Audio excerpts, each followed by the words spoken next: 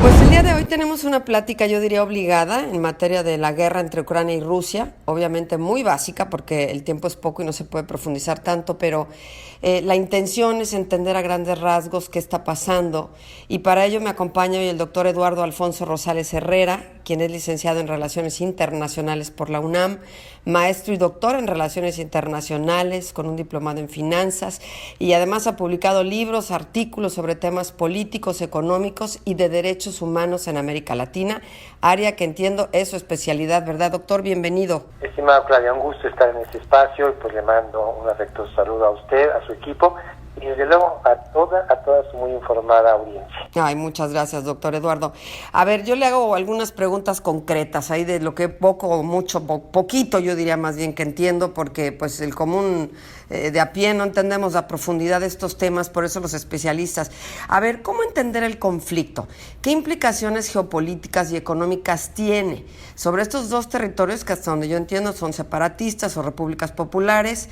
Que en una muy simple apreciación de mi parte son, entiendo, mineros, zonas industriales, que manejan el gas, todo el que le interesa a Rusia, o sea, dinero, como en todas las guerras. Cuénteme un poquito. Si me lo permite, querida Claudia, daría nada más un brevísimo contexto. Claro. Muy breve. Yo le diría que antes que nada, habría que decir que la sociedad internacional está viviendo un parteaguas, un punto de inflexión, porque en estos momentos, pues, está desarrollando un conflicto de grandes dimensiones y de enormes repercusiones. Una guerra multinivel y multidimensional. Explico brevemente. Multinivel porque pues hay un conflicto en el local, dentro del propio territorio ucraniano. De 8 años de abiertos enfrentamientos entre el gobierno central y esas provincias independentistas a las que usted hizo referencia, que se denominan Luhansk y Donetsk. Una confrontación que, dicho sea de paso, ha cobrado la vida de 14,000 personas. No es un asunto menor. También hay un conflicto regional porque, aparte de Ucrania y Rusia, pues hay varios países en la zona que se han involucrado, ya sea directa o indirectamente. Ahí tenemos a Bielorrusia, que desde luego está del lado de Rusia. O, por ejemplo, del otro lado está países de la Unión Europea, Alemania, Francia, otro que ya no es de la Unión Europea, Reino Unido, y otros más, como por ejemplo Finlandia, que incluso pues ha dejado de lado su estatus de neutralidad y ahora pues apoya a la Unión Europea. Además es un conflicto internacional, continental, no solamente porque hay naciones de continente americano como Estados Unidos o de Asia como China que apoyan a alguno de los dos bandos, sino por las repercusiones, ¿no? Que hay ahorita, si me lo permite, ahondamos en ello. Claro. Y ya nada más le diría a usted, en el segundo elemento que yo mencioné de la guerra multidimensional, porque es un enfrentamiento, sí, militar, pero también es un enfrentamiento económico, un enfrentamiento geopolítico, y es un enfrentamiento pues a nivel mediático, ¿sí? Ya sea para informar o para desinformar, ¿no? En esta época de las fake news. Es que todo un conflicto, y me quedo con lo último que mencioné hace unos instantes, de la dimensión internacional. El primer gran efecto que tuvimos pues fue el alza de los precios de los hidrocarburos, tanto del petróleo como del gas. Y eso evidentemente impacta a todo el planeta, porque no nada más es el precio del barril de petróleo, sino de todos sus derivados. Sí, claro. Como los combustibles, que bueno, pues es gasolina, ¿no? Entonces no hay país del mundo que no experimente este fenómeno del alza de los precios aquí, así que como se dice coloquialmente, aquí y en China, ¿no? Sí. Planetario. Entonces uno puede decir, bueno, ¿y yo qué tengo que ver con el conflicto en Ucrania, no? Cuando vamos a cargar gasolina, pues no tenemos que ver, pero las repercusiones son mayúsculas. Son mundiales. Probablemente podría todavía ser más, pero además es el petróleo mueve el mundo, digamos que es la sangre que mueve el mundo, por supuesto. Y entonces eso irá repercutiendo paulatina pero sistemáticamente en los precios de un sinfín de productos. Además la idea es no comprarle nada de petróleo ahorita a Rusia, ciertamente, ¿no? Exactamente, y eso todavía eleva más porque disminuiría la oferta y en consecuencia pues la demanda pues evidentemente evidentemente también aumentaría, y entonces ahí es donde experimentan precios de alimentos, pues todo se transporta, ¿no? En vehículos que requieren combustibles, y tendría un efecto en muchos otros productos, por ejemplo en los alimentos, materias primas, todos los derivados del petróleo. Así es que no hay ciudadano del mundo que pueda escapar a los efectos de esto, que haga de cuenta usted que cayó un meteorito. Sí. Genera una onda expansiva que alcanza hasta el último rincón del mundo, querida Claudia. Y vaya momento, ¿verdad? Apenas venimos saliendo de una pandemia y ahora guerra. Y sí, yo veo mucha gente, por lo menos en México, que ni habla del tema, así como que está muy lejos, ¿no? Y no se dan cuenta realmente el nivel de envergadura que tiene esto, ¿no? A ver, doctor Eduardo, Ucrania personalmente tiene una separación lingüística y étnica, ¿no? De ahí viene este tema que entiendo que había una tensa calma, como le dicen los expertos, desde el 2014. O sea, esto sería, digamos, la culminación de esto, porque ha habido ya crímenes de guerra desde esa fecha, deterioro de derechos humanos, en fin, han venido pasando cosas. Sí, fíjese que esta pregunta es muy pertinente. Yo diría que hay dos grandes antecedentes. Uno, que es allá en los años 90 del siglo pasado. ¿Por qué digo esto? Bueno, porque en ese momento todavía existía, a finales de los 80, todavía existía la otra Unión de Repúblicas Socialistas Soviéticas. Ya ve usted que vino, pues, la caída, lo que se conoce como la caída del muro de Berlín, de la cortina de hierro, el desmembramiento de todo el mundo socialista. Y digamos que los países de Europa Oriental, que pertenecían precisamente a la zona de influencia de la URSS, salen de esa zona de influencia y se van a la zona de influencia de la Unión Europea. Antes se llamaba Comunidad Económica Europea, pero ya después se llamó Unión Europea. Salen de una zona de influencia y entran a otra. Bueno, y en 2014 pasa un segundo antecedente, que es que Ucrania, que formaba parte de la Federación Rusa, ¿sí? Se gesta ahí un movimiento pues de rebelión, de insurgencia popular, y depone al presidente que era prorruso, una presidenta que es proeuropea. Así es que Ucrania sale de la esfera de influencia, pero eso sí fue, haga de cuenta que sale como Chihuahua, como Durango, como México, ¿no? Sí, claro. Y pasa a la esfera de influencia de la Unión Europea, y entonces ahí pues sí viene un shock muy fuerte para la élite rusa, que consideraba a Ucrania como parte integrante de su territorio. Y aquí viene lo que usted muy acertadamente señalaba, en el sentido de que dentro de Ucrania pues hay una zona, sobre todo la zona este, tiene pues sí, efectivamente vínculos pues culturales, históricos, lingüísticos, pues acentuados precisamente, y se identifican mucho con Rusia. Pero la parte occidental, la parte oeste de Ucrania, pues se identifica mucho más con los europeos. Entonces, eso, pues también ahí hay un choque. Y esto precisamente ha utilizado de argumento, algunos dicen, otros de pretexto, ¿sí?, los rusos, para tratar de defender a esa población rusófila, ¿no?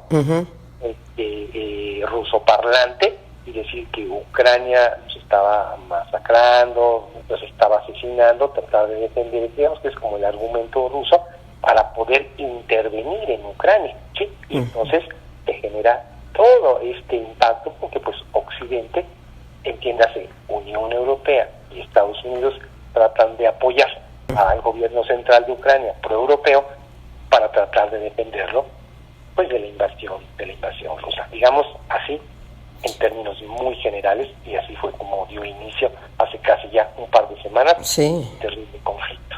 La votación de la ONU en términos de la condena sobre la invasión en Rusia, pues ahí veíamos una puntuación que, bueno, el 141, tengo los números tal cual, votó a favor, o sea, a favor apoyando la no invasión, 5 en contra, 34 abstenciones, que de hecho dicen que ahí fue la sorpresa, porque los que se abstuvieron fue Kazajistán, Salvador, Nicaragua, China, que llaman la atención, que ha estado ahí medio como que no define, o India, Cuba. ¿Qué decir de esto?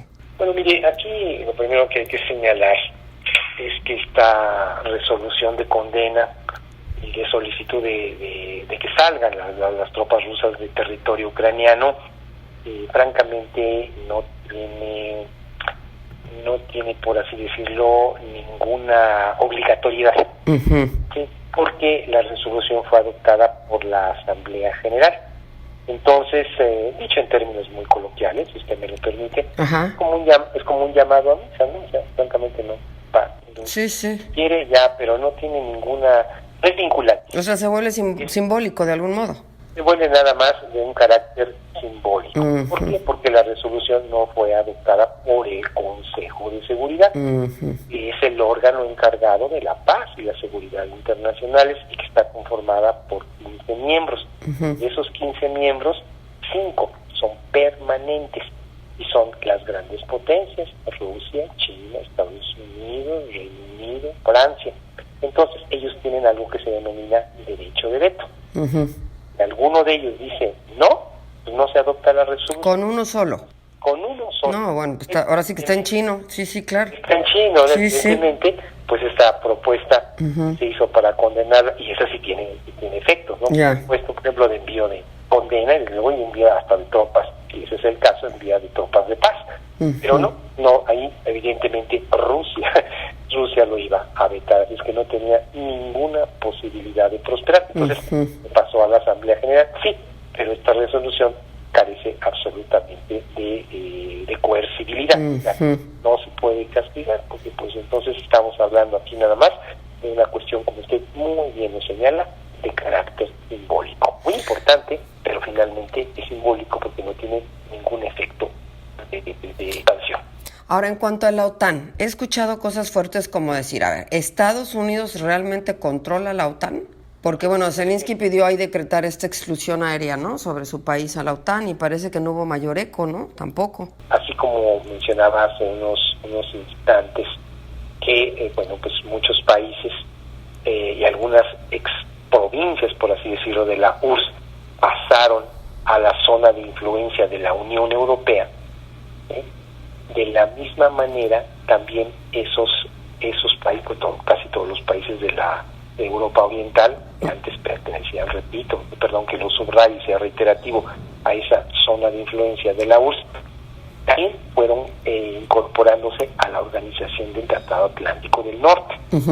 Entonces eso le incomodó en extremo a Rusia, ¿no? A la Rusia, porque el afiliarse a la OTAN significa que los países de Occidente, especialmente Estados Unidos, tienen la posibilidad, por ejemplo, de establecer bases militares, establecer bases de misiles de corto y mediano alcance, ¿no? Desde luego de que en caso de que tengan una agresión, ¿verdad?, pues entonces una agresión a su integridad territorial, entonces todos los países de la OTAN lo pueden ayudar.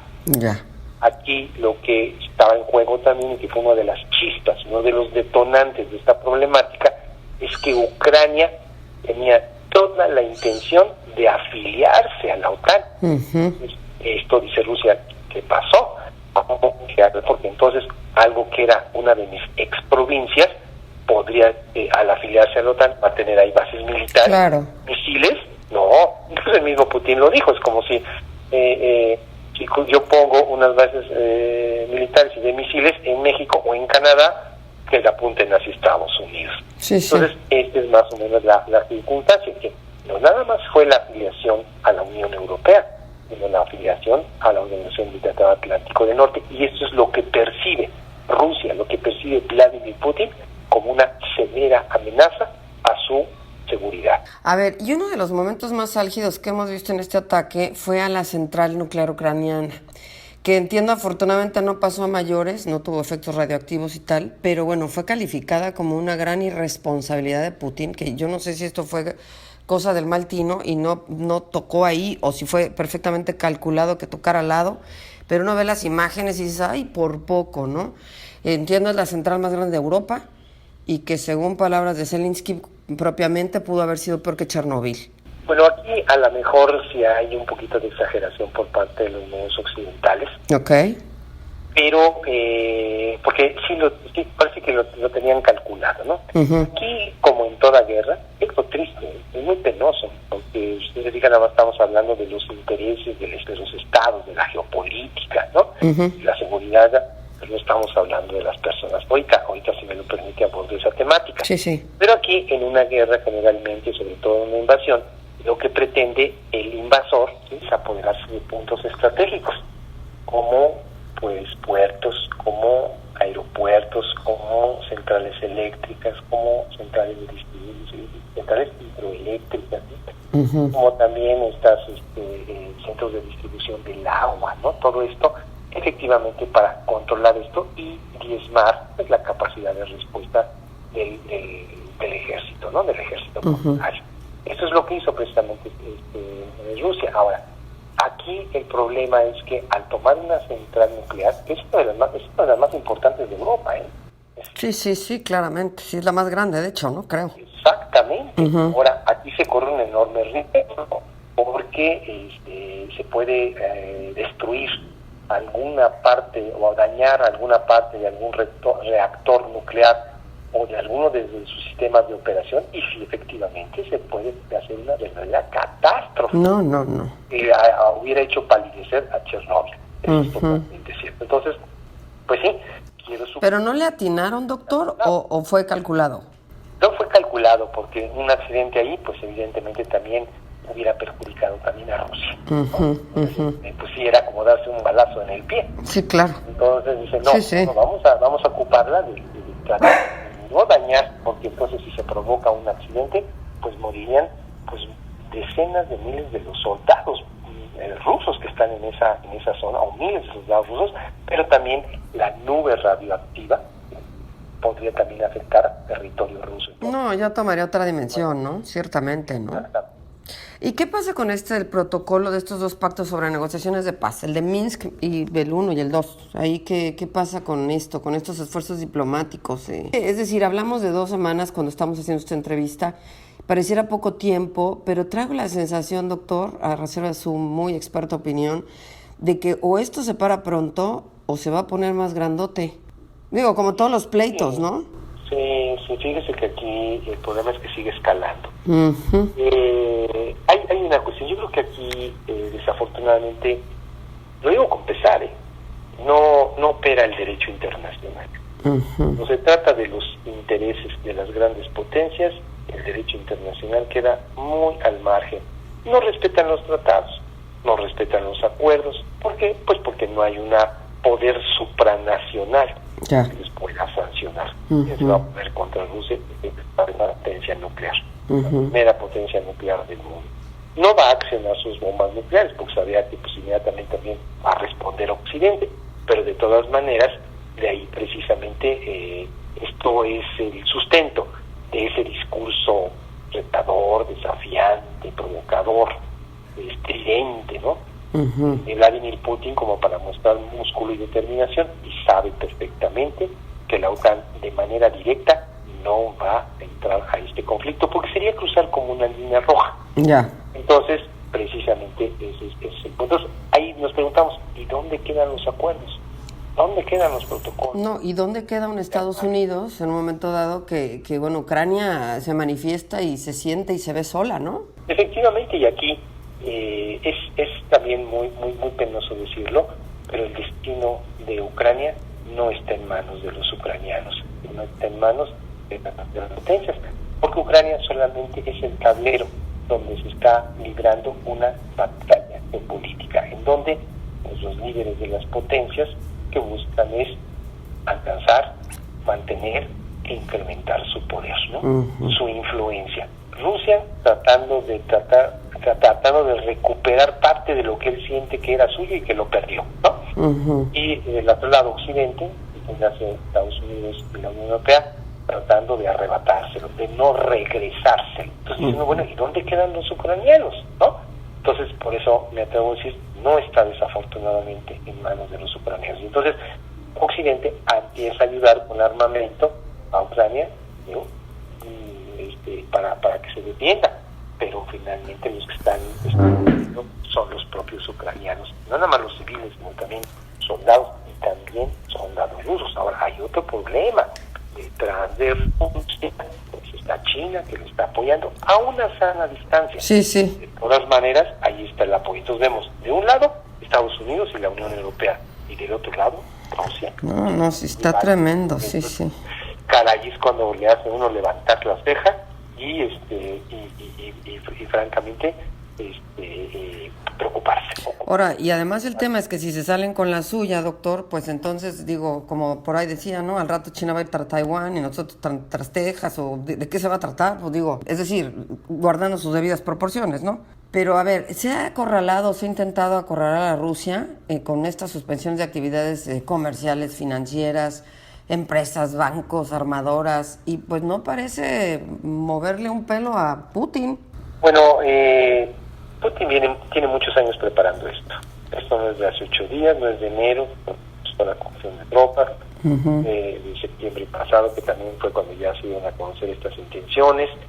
No, esto ya lleva muchos años preparándose, ya tenía una estrategia, y Rusia sabía perfectamente que la respuesta de Occidente no iba a ser militar, sino iba a ser con este clásico establecimiento de sanciones económico, comerciales y financieras. Ahora, ha venido desdolarizando su economía los rusos, han venido acumulando reservas, pero además hay un factor muy importante, querida Klaus. Aquí el punto es que es el tercer productor mundial de petróleo, ¿sí? Sí. No hay que perderlo de vista. Ajá. Y además, Europa depende en más de un 40% del abasto de gas proveniente de Rusia, Híjole. Casi de un 30% del petróleo ruso. Pero ese gas lo saca de Ucrania, ¿no? No. ¿Ah, no? Ese gas lo saca de Rusia, de Ya. los movimientos rusos. Alguna parte de ese gas transita a Europa por Ucrania. Ya. Es más bien de tránsito. Ya entiendo. Exactamente, Ajá. de tránsito. Y el petróleo también. Entonces sabe perfectamente que le van a poner cualquier cantidad de sanciones, pero no van a poder sustituir, ¿no? El gas que le vende, que le abastece Rusia a Europa. Entonces ese es un punto débil, ¿no? Que hace que Europa pues no puede intervenir, y ahí sí no pueda cortar, ¿no?, la principal fuente de financiamiento que tiene el gobierno ruso. Ahora, por otra parte, Putin sí sabía de esta respuesta, sin embargo, quizá no calculó la dimensión, ¿no?, de estas sanciones. Entonces, aquí también ya vemos cómo se ha devaluado el rublo ruso, ¿no? O sea, que es la moneda de cuño corriente allá. Hemos visto también cómo empiezan a haber nerviosismo por parte de los rusos ante la posible escasez, la inflación, la devaluación del rublo, en fin, ¿no? Estas cuestiones que me da la impresión que no tenía calculado hasta dónde iban a llegar, a tal grado que pues va a ser, ¿no? Los bancos, no todo Rusia, pero no todas las entidades financieras rusas, pero sí las principales, las van a sacar de este famoso SWIFT, ¿no? ¿Y no hay posibilidad de que los propios rusos se le volteen a Putin? Digo, con esta misma carencia, con esto, porque están sufriendo. Fíjese que sí, y van a subir un poquito más, pero mire, aquí hay una cuestión. Desafortunadamente en Rusia es un gobierno autoritario, un gobierno en el que no hay equilibrio de poderes, es un gobierno que no hay pesos y contrapesos. Es un Putin y una élite que dominan el gobierno ruso, a tal grado que va al poder legislativo o al poder judicial, ¿no? Nada. Pero además también controlan los medios de comunicación, de tal suerte que lo que se escucha allá en Rusia acerca de la guerra no es que ellos son los que hayan invadido Ucrania, ¿no? O sea, sino al contrario, que los ucranianos han agredido, ¿no?, a la población rusa que vive en el este ucraniano, que los masacres, desvirtúan la información, solamente pasan las noticias que el gobierno quiere que se pase. Entonces, el ciudadano ruso, en términos generales, solamente tiene información censurada, ¿no?, aprobada por el gobierno. Entonces, desde luego, apoyan a su líder. Ahora, también hay que reconocer lo que Putin ha llevado de buena manera la economía de ese país y pues ha elevado el nivel de vida, el poder adquisitivo, una buena parte de los rusos. Entonces lo sienten como su líder, como como su guía, pero además está en una labor humanitaria, en una labor de defensa, fíjate nada más, ¿no? Y además, pues Putin muy hábilmente, desde el punto de vista ruso, pues lo que ha hecho es incluso ya francamente prohibir, ¿no?, a todos los que son los medios de comunicación que no son oficialistas, ¿no? Uh-huh. Canal 2 de Rusia, uh-huh, o unas redes como por ejemplo Medusa, ¿no?, unas redes de información que las ha cerrado, de tal suerte que nadie puede informar nada que no esté supervisado o que no esté a favor del gobierno ruso. Entonces, con esas actitudes, pues la gente difícilmente se va a enterar de lo que realmente está sucediendo, y entonces es cuando apoyan a su líder, porque todas estas medidas que le está colocando Occidente, pues son una para ellos una cuestión absolutamente injustificada, y cierran filas, se crea un espíritu de cuerpo en favor de Vladimir Putin y de la élite gobernante de ese país. Oiga, doctor, ¿y los corredores humanitarios? Porque ahí sí se ve un compás de espera con cierta conciencia sobre la vida, les dan esta oportunidad de salirse, pero en momentos parece inexistente esta conciencia sobre la vida. Entonces yo no alcanzo a entender a profundidad pues esto de los corredores humanitarios, porque, o sea, sí hay esa posibilidad de un compás de espera, de esta posibilidad de darle a la gente, pues no sé qué le dan, porque también está tristísimo, están dejando hermanos, padres, esposos, está tremendo. Bueno, mire, aquí estamos viendo una crisis de refugiados, como ya lo han señalado muchos medios de comunicación, solamente se equipara, ¿no? Uh-huh. Un ejemplo de lo que tuvimos fue lo que ocurrió después de más bien durante, ¿no?, al principio y durante la Segunda Guerra Mundial. Uh-huh. Eso es muy grave. Ya estamos hablando de más de 2 millones de refugiados, una crisis tremenda. Y dicen que de esos 2 creo que uno son de niños. Eso es una locura. Y una buena parte son niños, son mujeres y son personas de la tercera edad. Vamos a considerar en este caso un grupo vulnerable, ¿no? De esos 2 millones, por lo menos medio millón ahorita han sido niños. Imagínese usted nada más, ¿no?, un éxodo de estas proporciones que incluso ya está a punto de rebasar a todo el éxodo que provocó el fenómeno de la primavera árabe que empezó en 2011. Entonces esto es tremendo, y en unos cuantos días, ¿no?, en un par de semanas. Entonces, ¿qué están haciendo la mayor parte de los ucranianos? Pues yendo a Polonia, yendo a Eslovaquia, a Hungría, a Rumania, a Moldavia.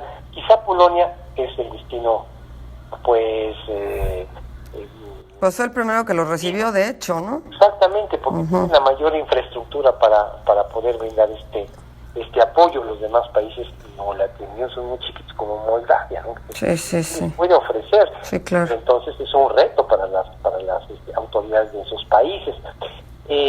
Aquí el punto es que van 3 rondas de negociaciones, pero no las va a respetar Rusia, ¿eh? Eso lo digo y lo voy a venir.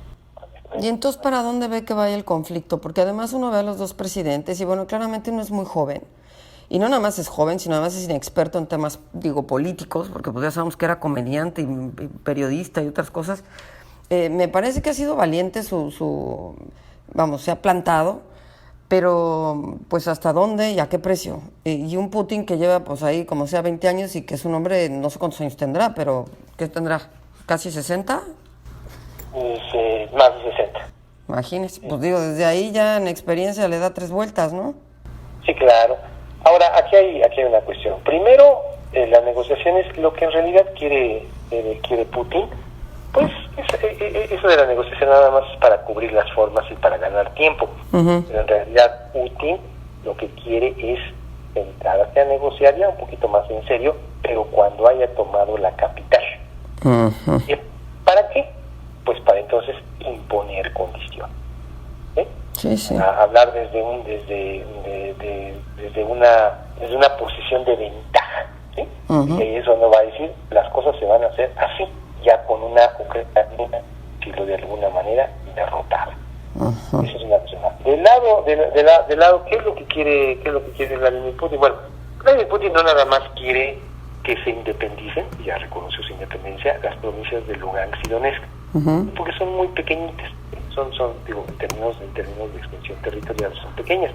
Lo que quiere pues, es consolidar toda Ucrania, ya sea anexar toda Ucrania, o por lo menos, si eso se complica mucho, pues poner un gobierno prorruso, como decimos en términos un poquito más fuertes, un gobierno títere, que obedezca las instrucciones de Rusia y que entonces haga todo lo que Moscú desee y solicite, como lo es el gobierno de Bielorrusia, ¿no? Para que regrese a su área absolutamente de influencia, para que regrese a su dominio. Entonces, en su visión, ¿cree que acabará rindiéndose Zelensky? O porque yo no veo que nadie más grandote vaya a interceder, o ya lo hubiera hecho, o no lo sé, desconozco. ¿Qué opina? Sí, yo aquí creo que también hay un error de cálculo de Putin. Él pensó que esto iba a ser muy rápido, ¿sí? Ya. Iba a ser muy rápido, dada eso sí, hay que señalarlo, la infinita superioridad. Sí, claramente, sí. O sea, no hay numérica, cuantitativa y cuantitativamente hablando, no hay punto de comparación, pero se le ha complicado, ¿sí? Sin embargo, se le ha complicado, quiere decir que va a durar más la guerra. No sabemos cuánto, pero ese más durar la guerra quiere decir que habrá más heridos, más muertos, y militares, ¿sí? Y más destrucción de infraestructura ucraniana, más sufrimiento, y más desplazados, y más refugiados. Entonces se aumenta el costo humano, que es terrible. No, terrible. Irreparable, pues es que, ¿qué más? Entonces, bueno, sí está resistiendo. Qué bueno, ¿no? Sin embargo, en la medida en que resista más, pues habrá una mayor muerte y destrucción. También. Consideramos que en algunos días, ¿no? 1, 2, 3 semanas, pues el ejército ruso logre llevar a la capital, que repito, ahí cambia ya totalmente el equilibrio de poderes. De facto estaría derrotado Ucrania, ¿no? Y el control de Ucrania y Rusia. Allí es cuando va a decidir qué es lo que se va a hacer. Y como ahora pues plantea evidentemente condiciones, como decimos de manera muy coloquial, querida Klaus, pues condiciones leoninas. ¿Conoces la independencia de Crimea? No te vas a meter a la Unión Europea, tampoco te vas a meter a la OTAN, ¿no? Y además vas a reconocer la independencia de las provincias, y bueno, o sea, poner de rodillas.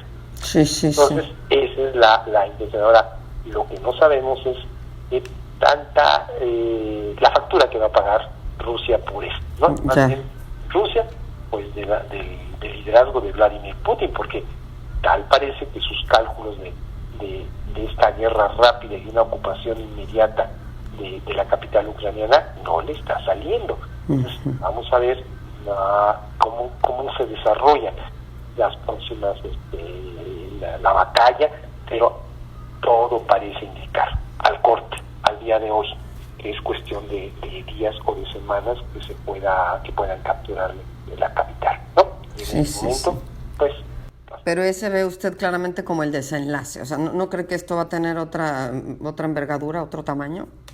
No lo creo, lo creo, porque también si Putin quiere atacar otros estados, ahí sí ya está complicado, porque los otros estados sí son parte de la Unión Europea y son parte de la Organización del Tratado Atlántico del Norte. Ahí sí se meterían.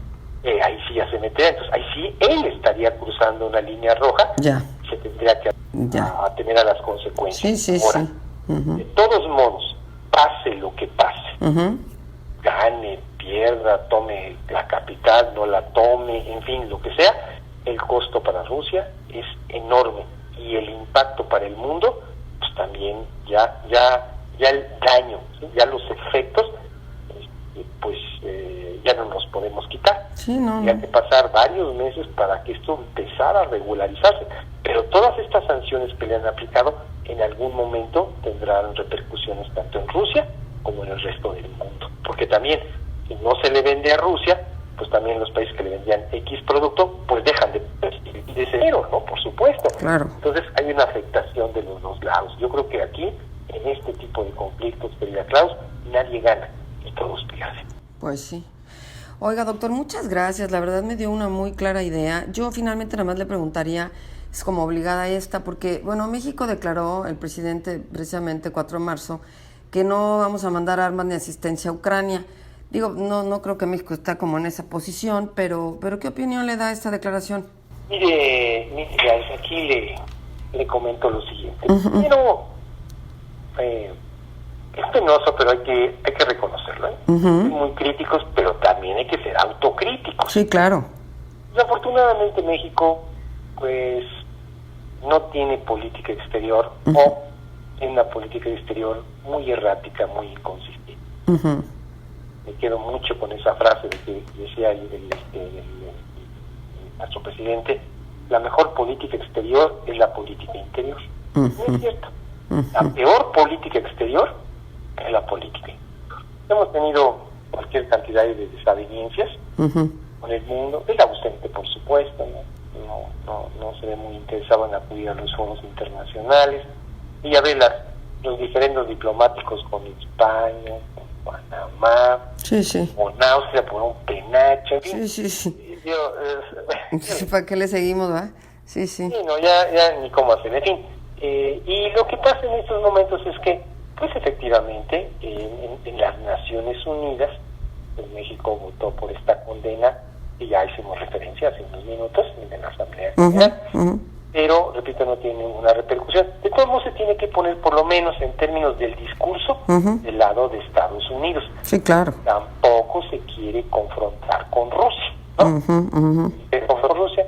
Entonces dice, pues yo ni doy armas, ni aplico sanciones, ni nada. Es decir, yo me mantengo al margen, no quiero problemas, no quiero líos. Y alguien podría decir, bueno, pues qué bueno que lo hace así. Sí y no. No, ¿por qué razón? Porque México en este momento es parte del Consejo de Seguridad de las Naciones Unidas, miembro no permanente, eso sí hay que decirlo, el miembro no permanente, pero si nosotros estamos en el Consejo de Seguridad, se tiene que tomar una posición, ¿sí? Sí, claro. Se tiene que actuar, se tiene que declarar y se tiene que ser congruente. Ya. Entonces, ¿quieres estar en el Consejo de Seguridad? Eso es una responsabilidad. Sí, sin duda. Y hay que asumir una posición. Claro. ¿No? Sí. Entonces, pues nada más cuando nos conviene, ¿no? Sí, ¿no? Se dice algo, ¿verdad? Y cuando no nos conviene, pues entonces eso es precisamente por lo que se dice que es una política errática, si queremos decirlo desde el lado del vaso medio lleno, es una posición pragmática. Pero si lo queremos decir desde el lado del vaso medio vacío, pues es una posición comodina, ¿no? Sí. Entonces, bueno, no me quiero meter, no nada, y por un lado decimos una cosa y por el otro lado el señor presidente dice otra, ¿no? Entonces, así como decía por ahí una voz en un programa cómico, ¿no? Como dice una cosa, dice otra. La otra, ¿no? en esta ambigüedad, ¿no? En esta ambivalencia para no meterse en problemas, o como dicen, la política de la avestruz. Meto mi cabecita y no me entero qué está pasando en el mundo. Ay, doctor, le agradezco mucho. Me quedo ahí con mucha hambre sobre este tema. Obviamente es complejo, es extenso, es extremo, es triste, es muchas cosas, pero seguramente va a dar para mucho más y ojalá tengamos oportunidad de volver a conversar. Me lo explicó muy, muy fácil, muy accesible, y yo le agradezco porque mucha gente entenderá mucho más de este conflicto de Ucrania y Rusia. Nada que agradecer, que estamos a la orden y de nueva cuenta. Un saludo y abrazo para usted, para su equipo y, como le dije al inicio de esta conversación, para su muy informada